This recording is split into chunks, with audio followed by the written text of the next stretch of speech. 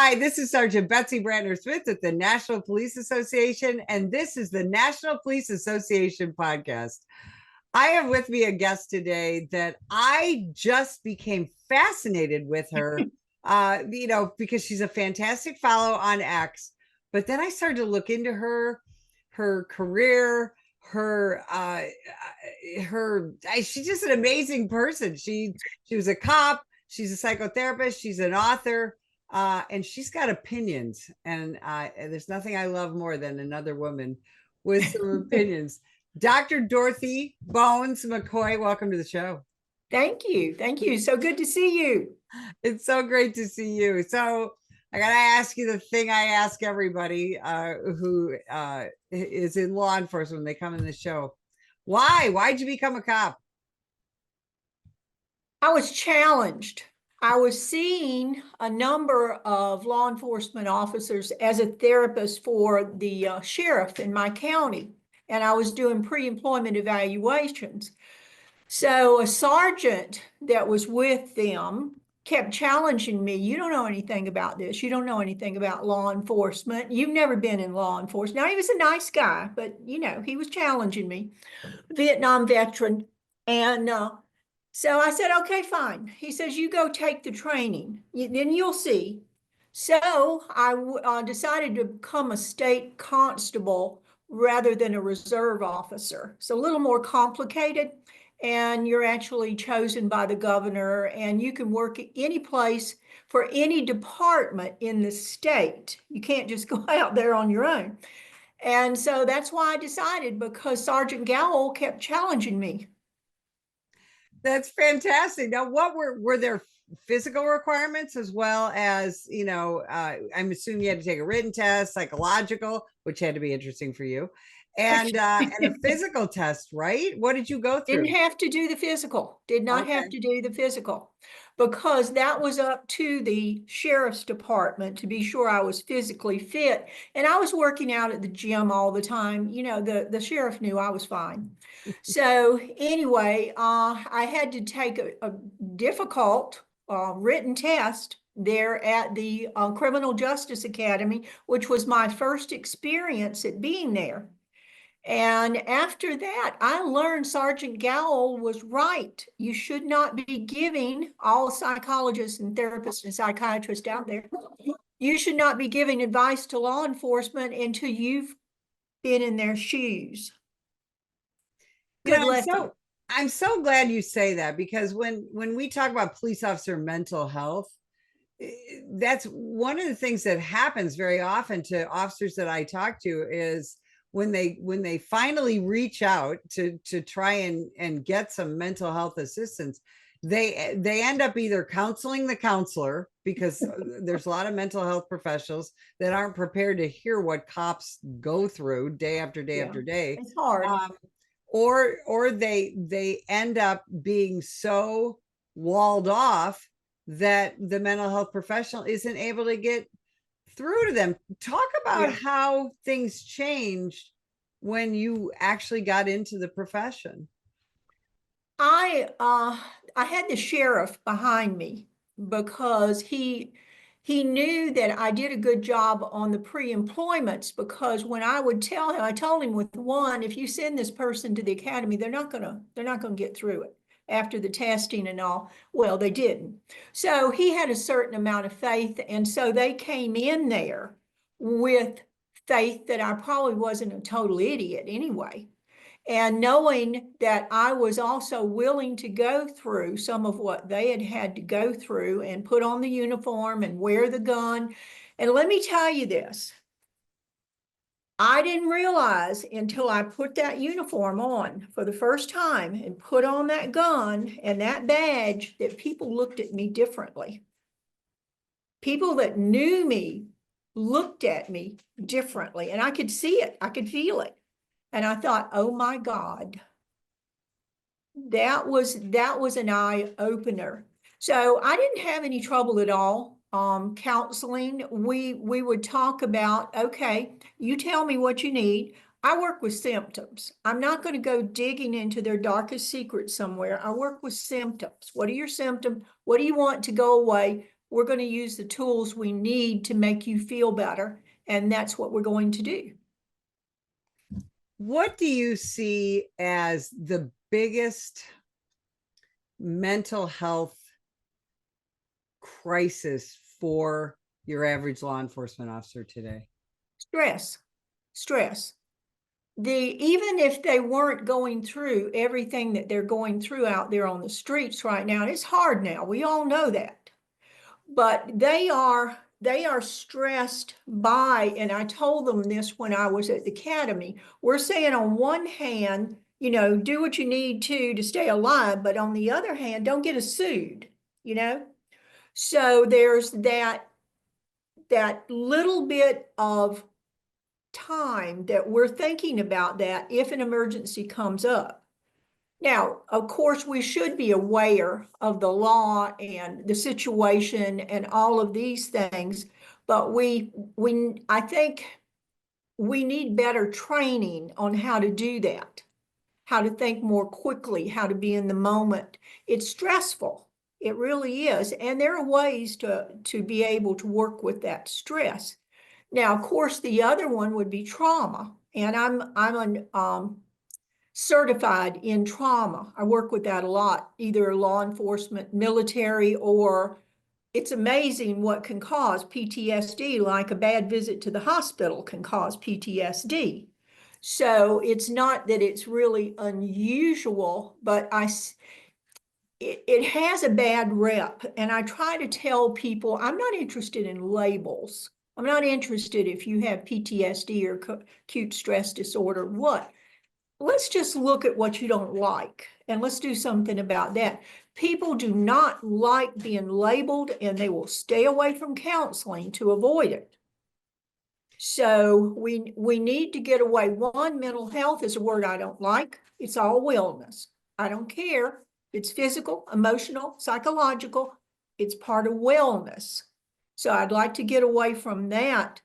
And diagnoses, now we as professionals need diagnoses to talk to each other. If I'm working with, say, a psychiatrist, so he knows what I'm talking about. But other than that, they're a bad idea.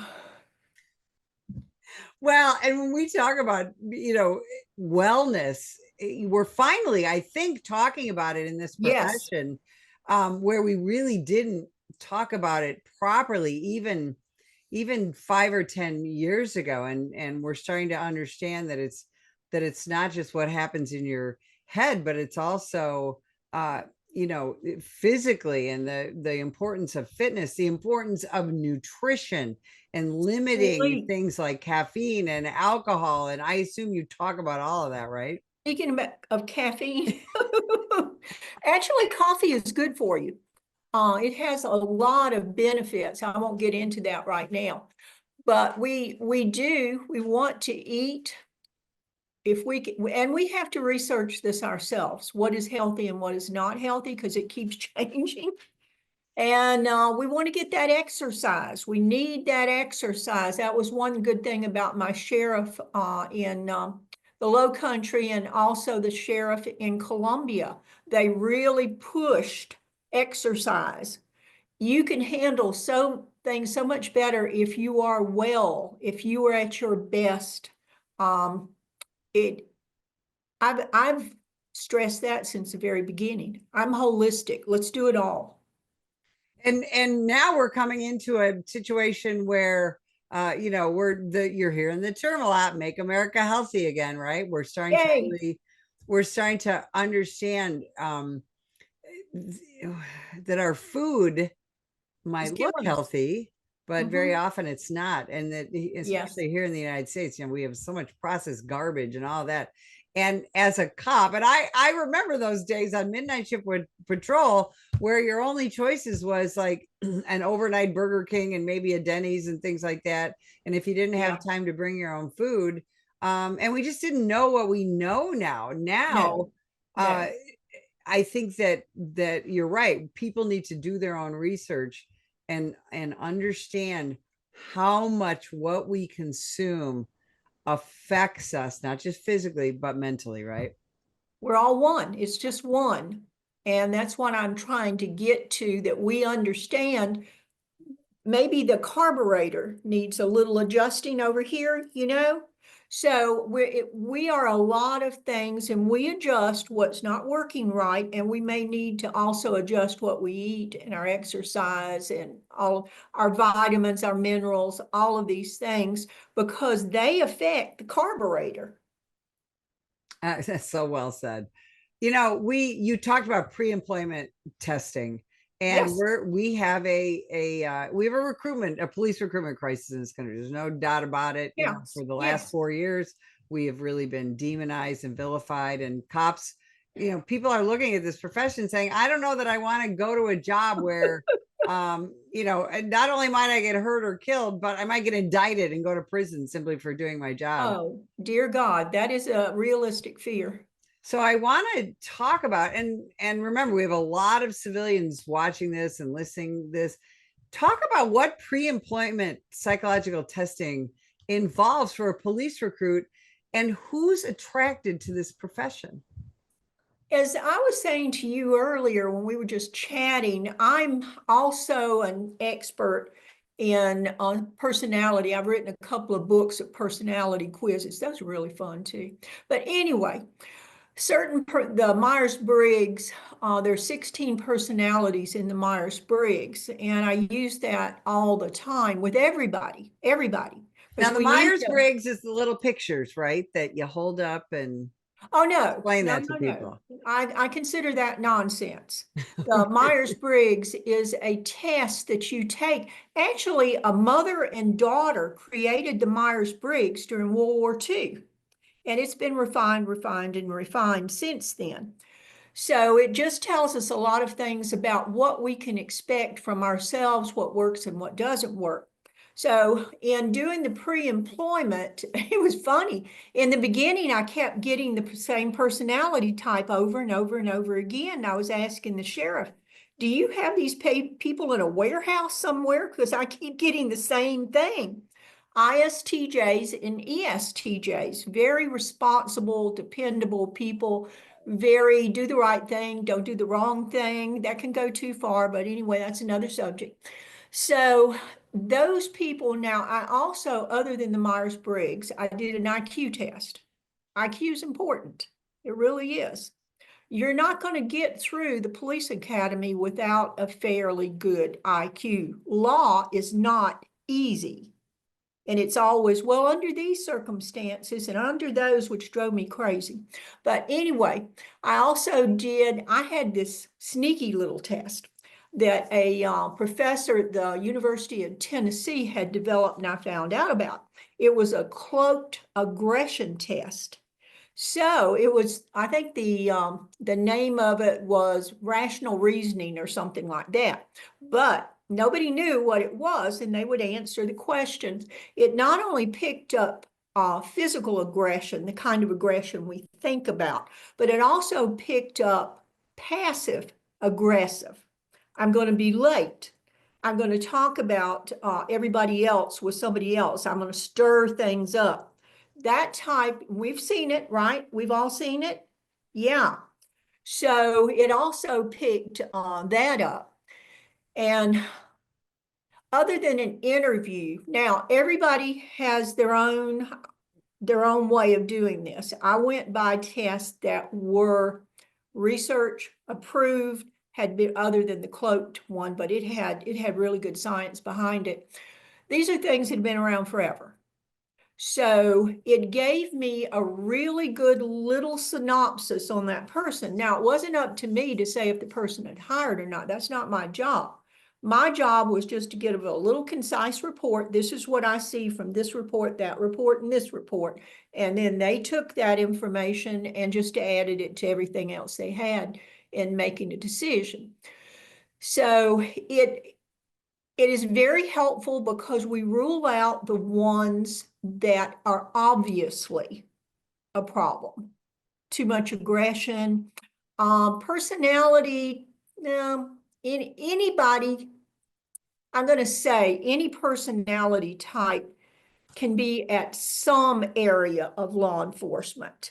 but they're the ones that are most likely to be there. And military, law enforcement and military, those kind of go together with the Myers-Briggs. But the aggression and the intelligence test, I thought were very indicative of what might be expected in the future. There are no tests that are perfect, but it just gives them a little something extra than the interview to go by. And there's, correct me if I'm wrong, I don't think there's a huge pool of people that are appropriate for the law enforcement profession. Am I correct? There are not, no, there's not. It's very demanding. We know that. It is very demanding, stressful. You have to love it. You've got to be dedicated. And I always ask, the first thing I asked my candidates was, why are you doing this? Why are you going into law enforcement? You know, you could make a lot more money as a plumber. Why? And almost every single time they said, we want to help people. We want to help people that need help, that can't do it themselves. Now, were all of them telling me the truth? You're going to have a few cowboys out there. You are. So, yeah. But it is a fairly small tool, and it's someone that has to be dedicated to public service. You got involved in psychotherapy, then you get involved in law enforcement and training and all of that. Then you didn't have enough to do, so you started writing books. Talk Yeah. about that. Yes, I started writing self-help books. Again, I want to help people, you know? So I wrote self-help books. One of them that's done quite well was The Manipulative Man. Those are the guys you want to look out for. You don't want to date these guys, okay? But they're usually very charming and attractive and all that in the beginning.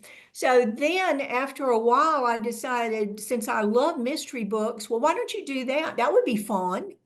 And so I decided to write, I love Winston Churchill.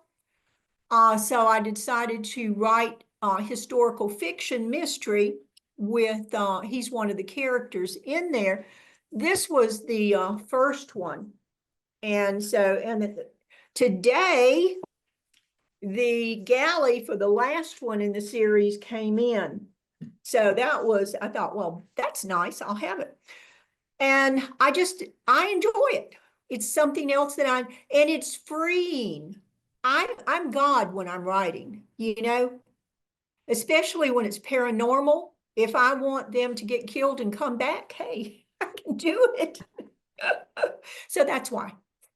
Would you call it therapy, Doc? Yeah, therapy. So we just have a couple of minutes left. One of the things I want to hear about you, hear from you, is where do you think we're headed as a profession as we go into 2025 and a pro police administration in Washington? Do you think that's going to be good for us? What's your thoughts on that? It has to be good for us. It has to be good for confidence. It's going to have to filter down, as we talked about earlier, filter down to the police chiefs. The sheriffs are usually more pro law enforcement than the police chiefs that are sometimes appointed by people that are not necessarily pro law enforcement. So if your boss up here is, you went into this because you wanted to help people and you wanted to enforce the law, and you have someone that's not necessarily of that same mindset, then it's a challenge. If everybody is on the same page, and I think that's going to happen as time goes by, that things will go back to being, as it filters down, more pro law enforcement. I think we need better training. We need higher salaries so that we will attract these people that could go into plumbing and make a lot more money, you know, not have to wear a uniform. Nobody's shooting at them. So benefits and community, show our law enforcement and make our law enforcement part of the community. I had one sheriff that did that. Coffee with your policeman walking a beat so that they can meet their people. Let's get them back together with the people. How important is it to the wellness of your average police officer to know that their leadership supports them, that their community supports them? How important is that? It's extremely important. I don't care what you do, you want to feel appreciated. This is not an easy job. You're sacrificing yourself and your family to some extent to do it. And just hearing, hey, we really do appreciate you. Thank you for being out there. Doing little things for, again, working together with the citizens so they hear these things. Gosh, we're so glad that you're here. I feel so much safer knowing that you're walking down the street. It is absent for everybody. You know, every once in a while, one of my patients would say, you know, I really appreciate you. And I'm like, oh, hi. That's so nice. We all need that. It makes us stand a little taller, put our shoulders back, tighten our belt, and go forward. Absolutely. Doc, where can people find the books? Where can they find you, follow you, and keep up on what you and Winston are doing? They can just Google me and my website will come up for my books. And also I'm on Twitter, CopDoc1. That's me on Twitter. So they can find me by just Googling me. I'm out there. I love it. I got to tell you, I can't thank you enough for spending time with us today. And if you'd like more information about the National Police Association, visit us at nationalpolice.org. Every day, the brave men and women of law enforcement put their lives on the line to keep us safe. But they need our help to continue their mission. Activist politicians, progressive prosecutors, the ACLU, and the rest of the anti-police forces receive millions in donations from extremist pro-criminal elements like George Soros and woke corporations. The National Police Association is fighting them in courts around the country, including the United States Supreme Court, defending officers who are being attacked for doing their jobs. Additionally, the National Police Association works year-round to pass tough-on-crime legislation to put and keep criminals behind bars. Consider going to nationalpolice.org and donating to keep us in the fight. Together we can win. That is nationalpolice.org.